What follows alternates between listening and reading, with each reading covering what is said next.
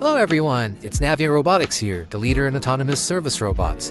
Here's a quick overview of one of our most popular food service robots, Bellabot. As you can tell, Bellabot has 4 large expansive trays, with each tray measuring 18.8 by 15 inches. They can carry 22.5 pounds, each for a total of 90 pounds, though just between you and I, we have placed heavier weights on there and it did just fine. The trays light up, so when it arrives at the dining patron's table, it turns on to indicate which tray is theirs. Not to mention it also plays a voice prompt to let them know audibly as well. The trays have infrared sensors, so when food is removed, it triggers a countdown to go on to the next task. Here we see Bellabot showcasing the birthday mode, which is a total crowd pleaser and obviously popular with the little ones. You can have it play whatever music you want to fit your restaurant's ambiance. As a server, how am I supposed to compete with that revolutionary technology? That thing essentially reduces my job down to me being a cart on wheels. And it's efficient. It even has a smiley face. I'm cooked.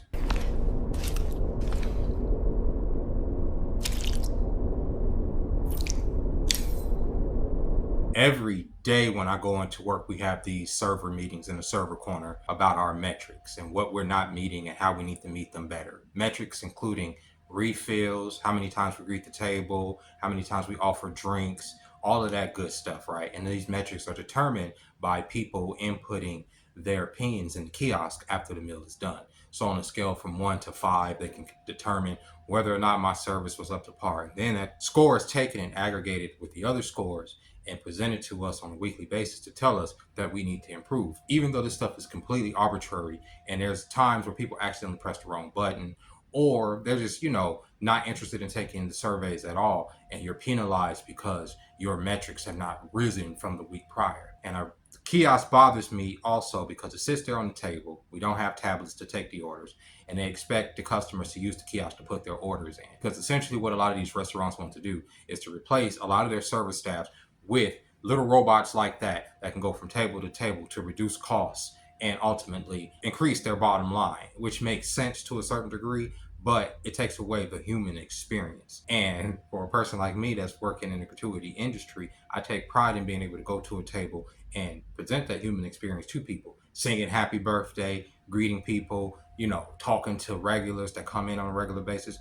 That experience is taken away when it's a robot coming to your table. Now, some people say, I don't mind a robot coming to my table. I don't mind putting my order into the kiosk and a robot bringing my stuff to the table. And the only thing that's in between me and the cook is that robot. I don't have to deal with snarky attitudes. I don't have to deal with lame customer service. But what you will deal with is an algorithmic system where there is no personality, there is no individuality. There's just this cold, sterile world that you live in and go get food. Why even do it? Why not just stay home, get a freaking hungry man dinner, pop the bitch in the microwave, and continue on with your day? And then you look at a person like me. Okay, that's a low-level job, being in the gratuity industry, being a servant, service, manual labor, and you look and say, go work in a warehouse. But this is what Amazon is looking like these days. This is how Amazon is the biggest warehouse employer in the country. This is how they're automating their operations. They have these carts that are essentially conveyor belts that are taking boxes from one point A to point B. You have these stacks that have ultimately replaced like a lot of freaking people. Layoffs on top of layoffs are a coming in every industry, including when people used to come out here. As a young person, you could come out here to Vegas and be a valet. I'm gonna be a valet park. I'm gonna park people's cars. But even China has technology now where they have these things that can automatically park a car from anywhere in the parking lot without disrupting the cars around it. You can literally slide under the car, pick the car up, take the car, and put it somewhere else, and even stack the cars levels high. You don't need people to do that. You only need machines. People in call centers being laid off left and right. Verizon, AT&T. Oh, we're getting fired. We're getting fired. We are getting fired. Look how empty it is. They said, fuck it. We're already fired. Let's leave now. Only the black people that need their hours is still here. And these call center people, right, these are all jobs that people traditionally could fall back on. Telemarketing, retail, warehouse, serving. All these things go away. What do people do? And here on this channel, obviously, I like to talk about solutions a little bit. At least when it comes to future proofing your job, that is a tall order these days because every job is, on the chopping block, including stuff in the medical industry. If you type in things like in ChatGPT, what's a future-proof job, they'll tell you to get into things into the medical industry. But there are automated hospitals now that have these things going across the ceiling, scanning people and doing MRIs and certain things just automatically, and just making the hospital user experience even that more um, efficient as far as like getting medicine from the back, delivering pharmaceuticals to the people that need it, and keeping tasks in order. I saw a video from a doctor just yesterday, not really complaining, but saying how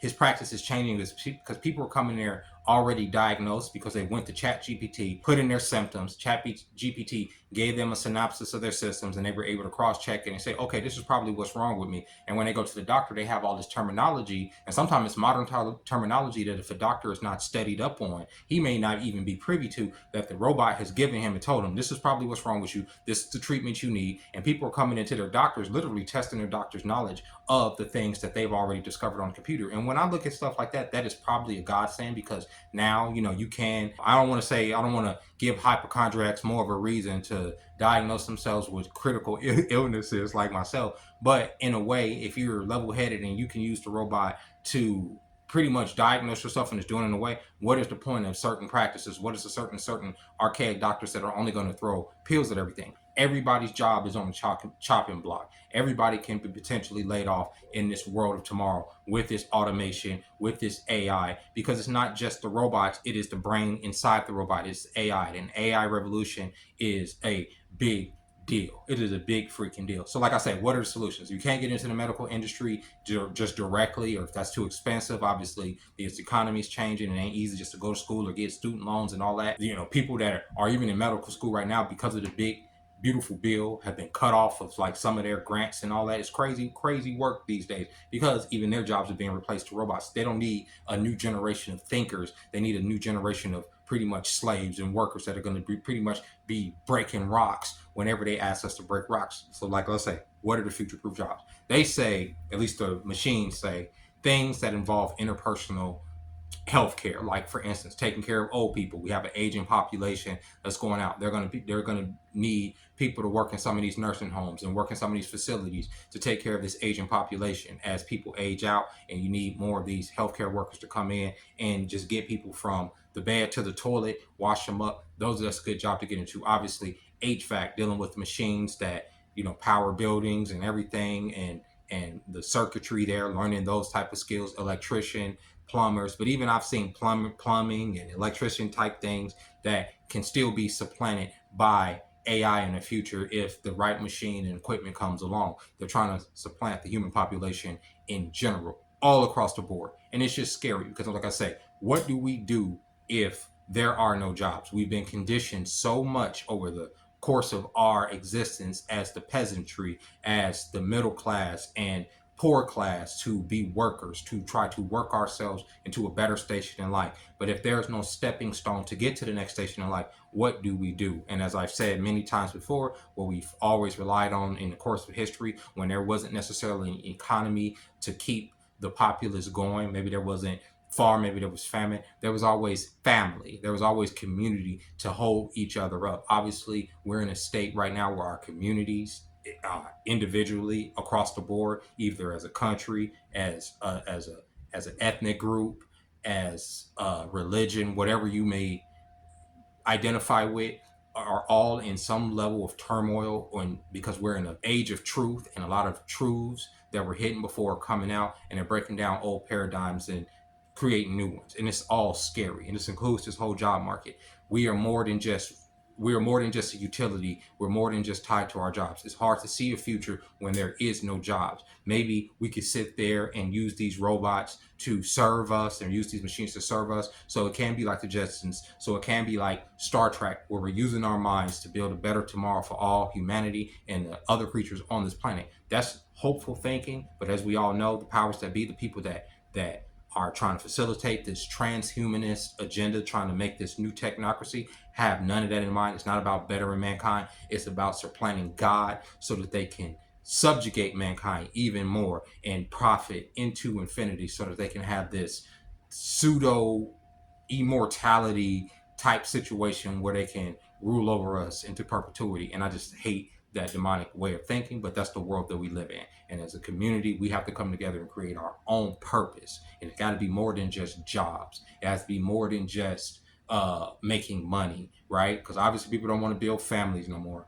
Obviously people don't want to, have a significant other or a couple up or whatever. There's no security in that because of the way the system has been set up. But as a community, as a whole, what can we do to stave off starvation? What can we do to stave off our own extinction and our own melancholy way of thinking, where I see all these videos of people saying, well, what's the purpose of being here? Why am I here? I'm tired of being here. Like, I work every day to do this. We got to get out of that. We got to find some type of spiritual awakening, some type of spiritual beacon, so where we can guide ourselves towards, and we can feel better as people. And these machines and everything that's trying to supplant us as people, they can, like I said, serve us if, God willing, they're here now, it's there. We can have our AI companions that can answer questions for us, that can solve problems for us, that can keep us out of danger. Like I say, even diagnose us with things that we may not be aware of in moments that we may, need to be diagnosed. And with that being said, ladies and gentlemen, I hope you guys enjoyed this video. Let me know what you think of this, us, potentially all being laid off, because within the next couple of years, all of these companies are heavily invested into this AI.